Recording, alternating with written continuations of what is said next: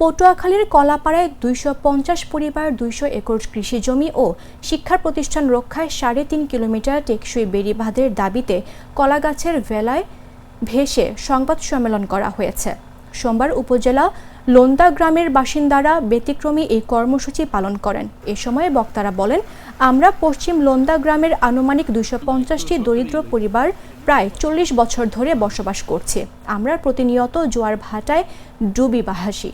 আমাদের বেঁচে থাকার জন্য এবং কৃষি জমি রক্ষার একটি টেকসই বেড়িবাঁধ প্রয়োজন।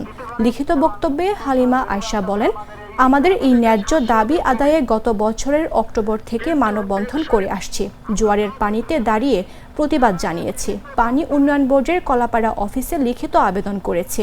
এভাবে প্রায় ১ বছর হয়ে গেলেও এখন পর্যন্ত বেড়িবাঁধ নির্মাণের কোনো উদ্যোগ নেওয়া হয়নি।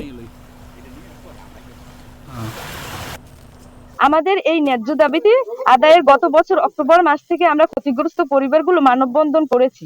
জোয়ারের পানিতে দাঁড়িয়ে প্রতিবাদ জানিয়েছি। পরবর্তীতে আমরা বাংলাদেশ পানি উন্নয়ন বোর্ডে কলাপাড়া অফিসে লিখিত আবেদন করেছি এবং বারবার আলোচনা করার চেষ্টা করেছি। আমরা জানতে পেরেছি গত বছর আমাদের বেড়িবাঁধের জন্য প্রয়োজনীয় বাজেট নির্ণয় করে উপরস্থ দপ্তরে প্রস্তাবনা পাঠানো হয়েছিল। প্রায় ১ বছর হয়ে গেলেও এখন পর্যন্ত বেড়িবাঁধ নির্মাণের কোনো উদ্যোগ গ্রহণ করেনি। এই পরিস্থিতিতে আজকে আমরা কলা গাছের ভেলায় বেশি এই সংবাদ সম্মেলনের মাধ্যমে টেকসই বেড়িবাঁধ নির্মাণের জোর দাবি জানাচ্ছি।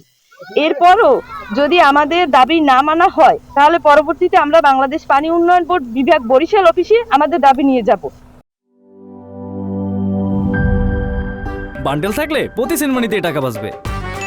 বিকাশ সেনমানি বান্ডেল কিনে জিতুন প্রতি লেনদেনে।